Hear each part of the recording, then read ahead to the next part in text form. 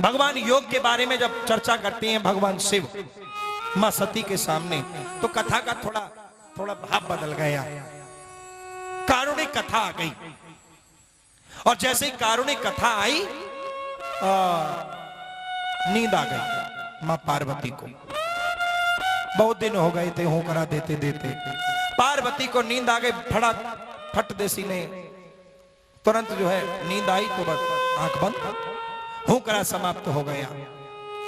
तोते ने देखा होकरा तो रुक गया है, होकरा रुक गया तो कथा भी रुक जाएगी, इसलिए मां पार्वती की जगह वो तोता होकरा देने लगा।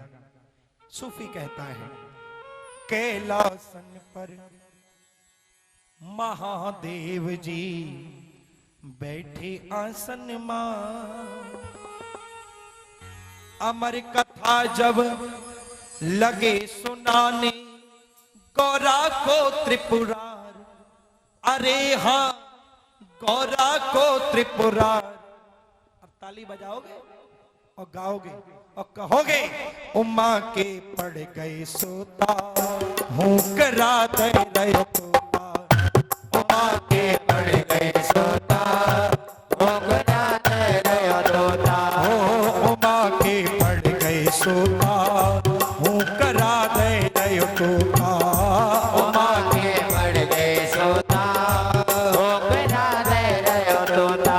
ओ कैलासन पर महादेव जी बैठे आसनदार, कैलासन पर महादेव जी बैठे आसनदार, और अमर कथा जब लगे सुनाने गौरा को त्रिपुरार, उमा के पड़ गए सोता हो करा दे रहे तोता, उमा के पड़ गए सोता हो करा दे रहे तोता। ताली बजा कर गाइए जय हो।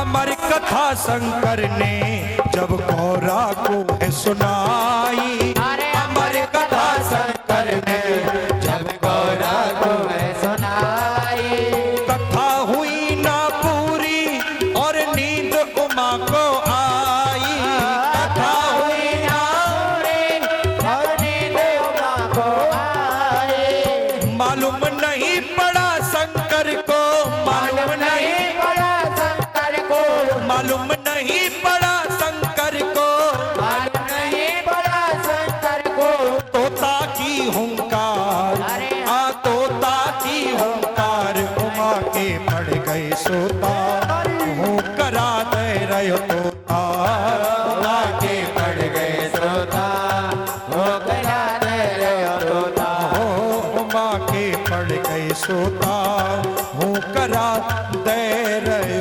तोता। नींद आ गई पार्वती को, तोता हुकरा देने लगा। लेकिन जैसे ही जो कारुणिक कथा पूरी हुई और पूरी होने के बाद जोर से जयकारा भगवान शंकर ने लगाया, तोता तो कथा सुनकर के पीछे नाचने लगा। पार्वती बोली, बताओ महाराज आगे क्या हुआ, कहो क्या कह रहे थे कृष्ण योगेश योग विन्यास के बारे में। शिव जी बोले, क्या कह रहे थे मतलब? बोले कथा तो पूरी हो गई। बोले महाराज मुझे तो नींद आ गई। नींद आ गई? बोले हाँ। अरे नींद आ गई? बोले हाँ। तुमने तो सारा कथा का रस ही बिगाड़ दिया, बेकार कर दी। पर एक बात तो बताओ, तुमको नींद आ गई लेकिन तुम्हारी जगह हुंकरा किसने दिया? शंकर जी ने चारों तरफ देखने लगे, क्रोध आ गया, क्रोध में भड़क गए, चारों ओर देखने लगे और जो नजर पीछे घुमाई तोता नाचने लगा। नाच रहा था, अमर हो गया था। अमर कथा कोई और नहीं, ये तो अमर कथा है, इसी को सुनकर तो अमर होते हैं। लेकिन अब नाचने लगा वो तो। शंकर जी ने देखा, क्रोधित हो गए, त्रिशूल निकाला, मारने दौड़ पड़े। पार्वती बोली कोई बात नहीं, मैंने न सुनी, इसने सुनी, लेकिन सुनी तो सही। शंकर जी बोले मैं इसलिए नहीं मार रहा हूं कि कथा सुनी। और बोले क्यों मार रहे हो? बोले नियम तोड़ करके कथा सुनी। क्यों? बोले कथा सुनने वाले को सामने बैठना चाहिए, इसने पीछे बैठ करके सुनी, इसलिए मार रहा हूं। अब क्रोधित हो गए। अब जैसे ही क्रोधित हुए, त्रिशूल लेकर के मारने को दौड़ पड़े। पार्वती के कहने पर भी नहीं रुके। ये तोता ये तो धन्य हो गया। अब कैलाश पर्वत से उड़ता उड़ता नीचे पड़ता है बद्रीनाथ धाम। और बद्रीनाथ धाम में महर्षि वेद व्यास जी की कुटिया है, जिसका नाम है सम्याप्रास। वेद व्यास जी की पत्नी है श्रीमती बिटका देवी, अपने घर में कुटिया में बैठी हैं और पति देव से कह रही हैं महाराज बहुत दिन हो गए, चौथी अवस्था आ गई, बुढ़ापा आ गया, आज तक कोई संतान नहीं हुई। व्यास जी बोले चिंता न करो देवी, अभी बुढ़ापा ही तो आया है, कौन सा जीवन खत्म हो गया है, अभी चिंता न करो, भगवान सब कृपा करेंगे। और जैसे ही ये व्यास जी ने कहा, और व्यास पत्नी को बिटका देवी को जोर से उबासी आई, जोर से जमाई आई। और जैसे ही जमाई लेने के लिए मुंह खोला, जैसे ही फैलाया, और वो तोता उड़ता उड़ता आया और बस व्यास पत्नी के मुख में होकर के सीधा गर्भ में चला गया। भगवान शंकर ने देखा, निकल गया हाथ से, चले गए, लौट गए कैलाश पर्वत को। अब ये गर्भ में चला गया, रहने स्थापित हो गया, गर्भ धन्य हो गए। अब ये गर्भ जब रहा, सुखदेव जी जब अंदर गर्भ में चले गए, इधर समय बढ़ता ही जा रहा है, बढ़ता ही जा रहा है। अब व्यास पत्नी कहती है महाराज इतने दिन हो गए, इतने वर्ष हो गए, संतान गर्भ में तो है पर बाहर नहीं है, ऐसा क्या सुख है? और मुझे ऐसा लगता है कि गर्भ से वेद मंत्र की स्तुति निकलती है, स्तुति गायन होती है। तब व्यास जी बोले चिंता न करो, जरूर कोई ज्ञानी पुरुष ही होगा। एक दिन व्यास जी ने कहा हे पुत्र, बोले तुम्हारी मातुश्री को कष्ट होता है, अब तुम जन्म ले लो, अब तो बहुत समय हो गया। अंदर से कहते हैं, गर्भ से बोले नहीं बाहर नहीं आऊंगा। क्यों? बोले बाहर आऊंगा विष्णु की माया पकड़ लेगी, बाहर नहीं आऊंगा। बोले इतना वर्ष हो गया, अब तो बाहर आ जाओ। नहीं बाहर नहीं आ सकता हूं। हाँ, अगर विष्णुपति ही आकर, मायापति विष्णु ही आकर के कहें तो ही बाहर आ सकता हूं। अच्छा, व्यास जी ने विष्णु से कहा, विष्णु को आना पड़ा और सुखदेव जी को कहना पड़ा कि तुम्हारी मातुश्री को कष्ट होता है, अब तुम जन्म ले लो, और जन्म लेकर के अब मेरी माया का असर तुम पर नहीं होगा। ठीक है, भगवान विष्णु अंतर ध्यान हो गए कि सुखदेव जी महाराज ने जन्म लिया। एक बार मिलकर के कह दो, बोलिए सुखदेव जी महाराज की। सुखदेव जी ने जन्म लिया और जन्म लेते सीधे वन की ओर जाने लगे। पुत्र पुत्र कहते कहते पिताजी पीछे दौड़े, लेकिन पुत्र को लाने में असमर्थ साबित हुए, असफल हो गए। पिताजी लौट करके आ गए, व्यास जी आकर के अपनी कुटिया में रहने लगे हैं। जय जयकार होने लगा है। एक बार मिलकर के कह दो, बोलिए श्रीमद् भागवत महापुराण की जय। ताली बजा करके गाइए और कहिए, अरे गोविंद मेरो है, गोपाल मेरो है, गोविंद मेरो है, गोपाल मेरो है, ओ श्री बाके बिहारी नंद लाल मेरो है, श्री बाके बिहारी नंद लाल मेरो है, गोविंद मेरो है, गोपाल मेरो है, गोविंद मेरो है, गोपाल मेरो है, अरे श्री बाके बिहारी नंद लाल मेरो है, श्री बाके बिहारी नंद लाल मेरो है, गोविंद मेरो है, गोपाल मेरो है, गोविंद मेरो है, गोपाल मेरो है, हाँ गोविंद मेरो है, गोपाल मेरो है, गोविंद मेरो है, गोपाल मेरो है, ओ श्री बाके बिहारी नंद लाल मेरो है, श्री बाके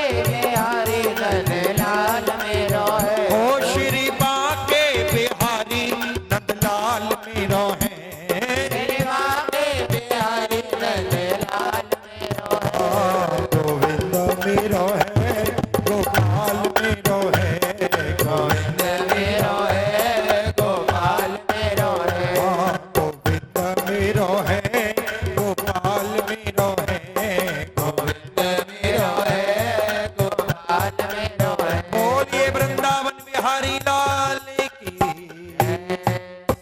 तो व्यास जी तो लौट करके आ गए, आकर के अपनी कुटिया में रहने लग गए। इधर व्यास जी के मन में एक चिंता जगी कि पुत्र को लाने में तो मैं असमर्थ रहा, अब कैसे करके पुत्र को लाया जाए और संसार को कुछ दिया जाए। तो व्यास जी ने एक वेद के 3 भाग और किए, 4 वेद बनाए, फिर भी संतोष नहीं हुआ। 4 वेद के 18 पुराणों को और बनाया। 4 वेद 18 पुराण हो गए, फिर भी शांति नहीं हुई। 18 पुराणों में से 16 उपनिषदों को बनाया, फिर भी मन को संतोष नहीं मिला। तो मन में सोच रहे हैं कि मैं संसार को ऐसी कौन सी चीज दूं जिससे लोग पढ़ें और पढ़ करके और भव सागर से तर सकें। तो नारद जी एक दिन मिल गए। तो नारद जी ने व्यास जी को देखा तो पूछा, भगवान कैसे संकोच में हो, क्या बात है? बोले क्या बताऊं नारद, मैंने एक वेद के 3 भाग किए, 4 वेद हो गए, 4 वेदों में से 18 पुराण किए, तो 4 वेद 18 पुराण हो गए, फिर 16 उपनिषद किए, फिर भी संतोष नहीं मिला। नारद जी बोले संतोष मिलेगा कैसे? मिल नहीं सकता है।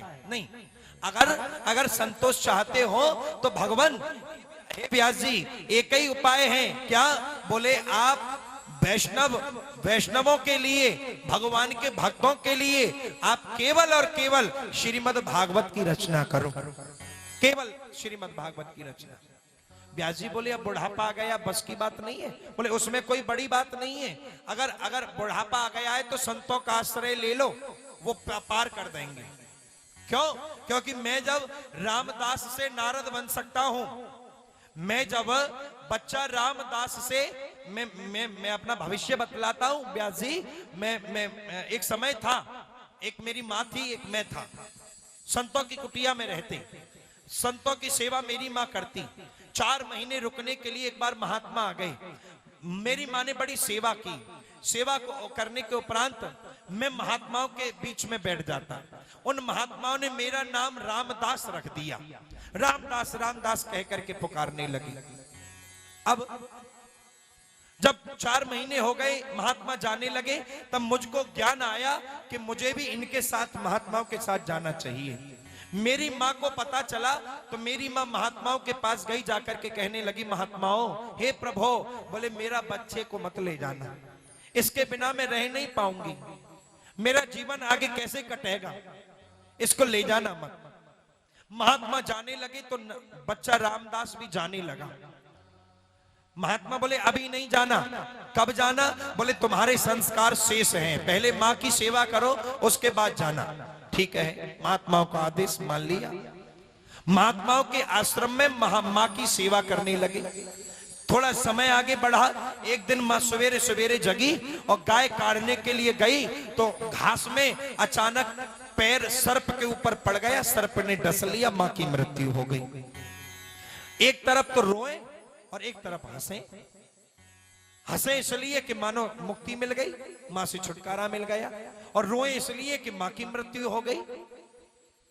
अब मैं भगवान का भजन करने बैठा तो मुझे दो शब्द सुनाई दिए, ता और तप तपस्या करो।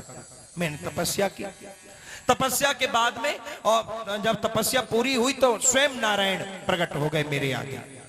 नारायण ने क्या काम किया? मुझको अपने हाथ में जो बीड़ा थी वो मेरे हाथ में दी और कहा इस बीड़ा को बजाना और मेरा नारायण नाम सारे संसार में भ्रमण करना, गाना। ठीक है, और मैं आज से तुम्हारा नाम नारद रखता हूं। मिल गया, नाम मिल गया, यंत्र मिल गया, और जिह्वा पर गुणगान मिल गया। अब बाकी क्या रह गया? बोले भगवान बोले एक काम करना, अब तुम अपने पिता ब्रह्मा के पास जाना। ठीक है, कहीं ऐसा ना हो कि संसार में नाम जपते जपते भ्रमण भ्रमण करते करते कहीं अहंकार ना हो जाए, इसलिए पिता ब्रह्मा के पास जाना। मैंने उनको 4 श्लोकी भागवत सुनाई है, उनको वो याद है। उस 4 श्लोकी भागवत को सुनना, और सुनने के बाद जब भी कभी किसी को अहंकार आए या तुम्हें अहंकार आए तो उस 4 श्लोकी भागवत को याद कर लेना, तो अहंकार शून्य हो जाएगा। ठीक है। पिता के पास गए, 4 श्लोक की भागवत पढ़ी, पढ़ने के बाद सारे संसार में भ्रमण करने लगे। अब नारद कहते हैं किससे? व्यास जी से, कि तुमने 4 वेदों को रचा, 18 पुराणों को रचा, 16 उपनिषदों को रचा, शांति नहीं हुई। अब एक काम करो, महात्माओं के चरणों का आश्रय ले लो। क्यों? क्योंकि संत विटप सरता गिरि घरनी, पर हित हेतु सबहि की करनी। संत तो घिरनी का काम करते हैं भैया। अगर कुएं में पानी निकालना हो तो उसमें जो है, उसमें रस्सी चाहिए, बाल्टी चाहिए, लेकिन साधन चाहिए। साधन के साथ साथ निकालने का तरीका चाहिए। सबसे मेन, एक तो बाल्टी में रस्सी बांधी, डाल दी कुएं में, और वह खींचने लगे। अब उसमें 2-3 कारण है। अगर रस्सी को खींचेंगे तो जो कुएं की जो बाउंड्री है, उस बाउंड्री से रस्सी घिस करके आएगी तो रस्सी भी खराब हो जाएगी। पानी जो बाल्टी भरेगी वो दीवार से टकराती 2 लोटा पानी रह जाएगा, उसमें सारा पानी फैल जाएगा। वहीं बल भी ज्यादा लगाना पड़ेगा। तो अब गुरुजनों ने कहा तो क्या किया जाए? बोले कुएं के मुंह पर एक घिरनी लगा दो, घिरनी लगा दो, पहिया लगा दो, और जब पहिए के ऊपर से जब रस्सी डालोगे, बाल्टी को कुएं में छोड़ोगे, तो पानी भी बाल्टी जब भर जाएगी तो बल भी कम लगाना पड़ेगा और पानी भी पूरा आएगा और रस्सी भी ठीक ठाक रहेगी, खराब नहीं होगी। इसलिए संत तो घिरनी का काम करते हैं। संत विटप सरता गिरि घरनी, पर हित हेतु सबहि के करनी। तो इसलिए संतों के चरणों का आश्रय ले लो, लेना चाहिए। बिना आश्रय के तो कुछ नहीं है। और फिर इसलिए तो जवानी में गुरु की जरूरत पड़ती है, गुरु की बड़ी आवश्यकता है। गुरु तो ऐसे हैं जो जिसका ब्रज में कहते हैं, जिसका कोई गुरु नहीं उसका जीवन शुरू नहीं। जिसका कोई गुरु नहीं उसका जीवन शुरू नहीं। और फिर गुरु कोई ऐसा नहीं है पड़ोसन 500 रुपया देके बनाया ही लाओ की बार हमू में ले चलियो, तो गुरु पूर्णिमा जब आए तो हमू चलेंगे, नहीं। गुरु के लिए तो शिष्य भाव जागृत करना पड़ता है, तब जाकर के गुरु मिलता है। और गुरु ढूंढने की जरूरत नहीं है, क्योंकि भगवान शिव तो कह रहे हैं कि तुम त्रिभुवन गुरु वेद बखाना, सारे त्रिभुवन का गुरु मैं हूं। गीता में कृष्ण कह रहे हैं कृष्णम बंदे जगत गुरु, सारे जगत का गुरु मैं हूं। और इधर माइक लगा करके पांडालों में माइक लगा करके महात्मा अलग प्रचार कर रहे हैं। जिसको कल गुरु दक्षिणा मिलेगी, जिसको चाहिए वो इस पंक्ति में आकर के बैठे। और फिर सूफी कह रहा है गली गली गुरु फिरत हैं, हमसे दीक्षा ले। और भैया स्वर्ग जाओ चाहे नरक जाओ, हमें दक्षिणा दो। वो तुम देख लियो, जहां तुम्हें जाना हो हमें तो दक्षिणा दे जाओ, तुम जानो तुम्हारा काम जाने। लेकिन गुरु कोई ऐसी चीज नहीं है। लेकिन भगवत गोस्वामी तुलसीदास जी कहते हैं व्यक्ति को अपने मन का गुरु न मिले, अपने दिल का गुरु न मिले, अपने भाव का गुरु न मिले, तो जय जय जय हनु माने गुसाई, जय जय जय हनु माने गुसाई, कृपा करहो गुरु देव की नाई, कृपा करो गुरु देव की नाई, कृपा करो गुरु देव की नाई, कृपा करो गुरु देव की नाई। व्यक्ति को अपने मन का गुरु न मिले तो हनुमान जी को गुरु बना लो, क्योंकि हनुमान जी ऐसे ही कृपा करते हैं। कैसे? गुरुदेव की तरह, गुरु की तरह। इसलिए नारद भी कहते हैं भैया, अगर हे व्यास जी, अगर शरीर काम ना कर रहा हो, मन काम ना कर रहा हो, तो एक काम करो, संतों के चरणों का आश्रय ले लो। संतों के चरणों का आश्रय लोगे और मैं 4 श्लोक की भागवत तुमको सुना देता हूं, उसी का व्याख्यान, उसी का वर्णन कर देना, बस संसार को शांति मिल जाएगी, चिंता न करो। 4 श्लोक की भागवत नारद जी ने व्यास जी को सुना दी। व्यास जी ने उसका खंडन कर दिया, वर्णन कर दिया और पोथी को तैयार कर दिया। अब सोचा कि इसका अधिकारी कौन है इस पोथी का, तो बोले अधिकारी तो एक ही है, मेरा पुत्र सुखदेव। अब अगर मैं ऐसे ही कुछ दे दूंगा, ये भागवत दे दूंगा, नहीं होगा, लोग कहेंगे कि अपना पुत्र है इसलिए दे दी, इसलिए इसकी परीक्षा कर ली जाए।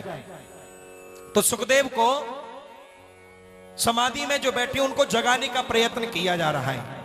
4 शिष्यों को तैयार किया, उनको मंत्र रटाए और कहा कि जाओ सुखदेव के कान के पास जाकर के इन मंत्रों को सुनाना। समाधि खुले और खुलने के बाद कहे कि आगे सुनाओ, तो कहना आगे सुनना है तो पिताजी के पास चलो, तो मेरे पास आ जाएगा।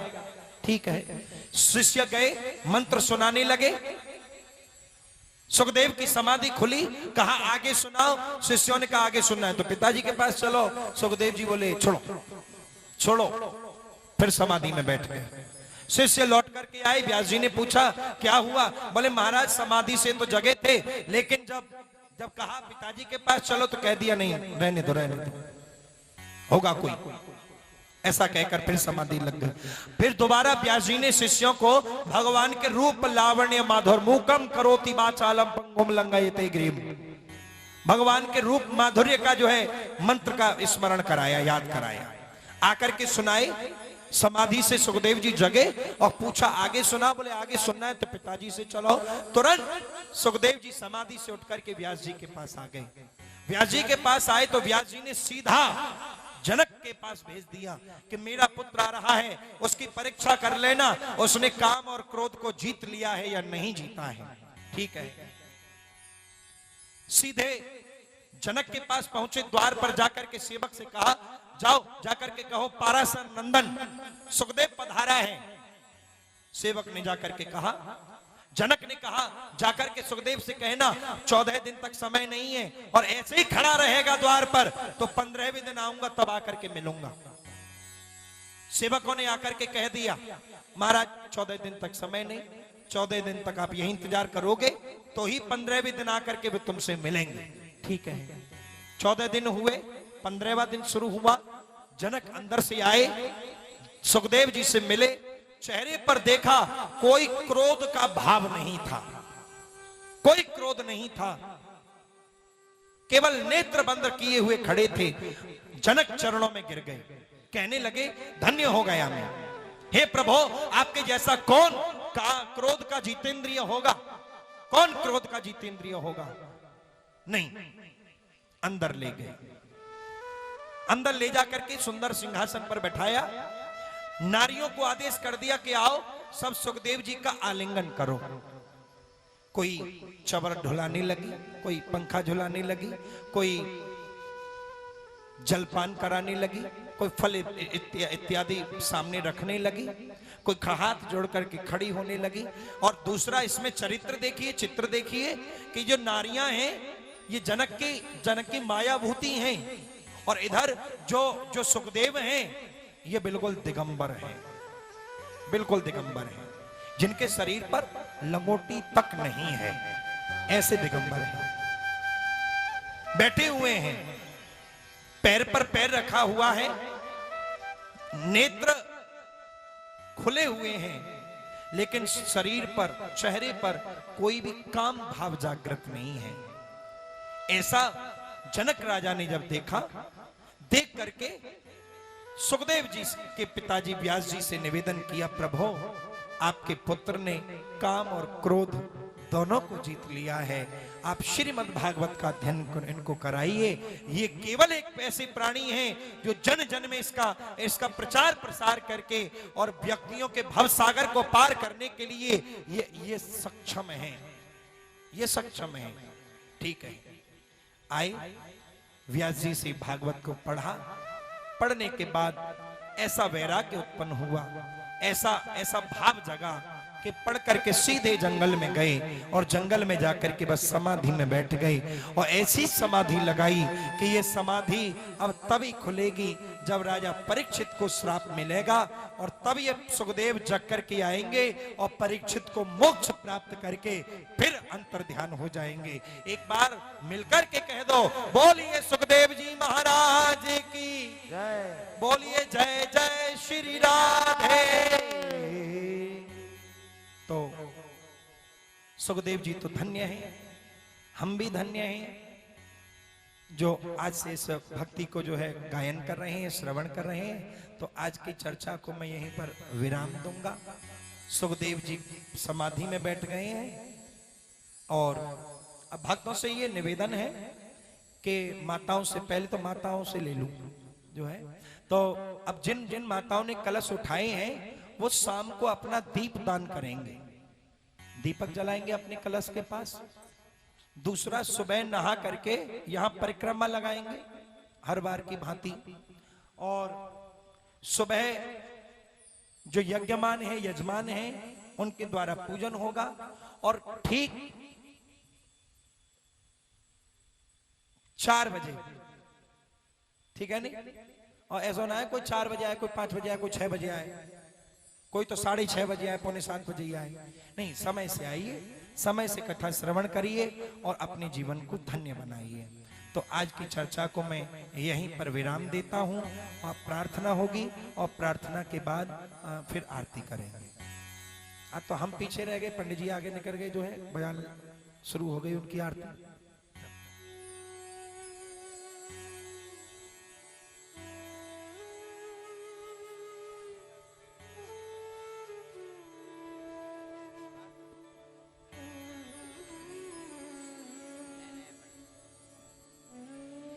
हे ईश सब सुखी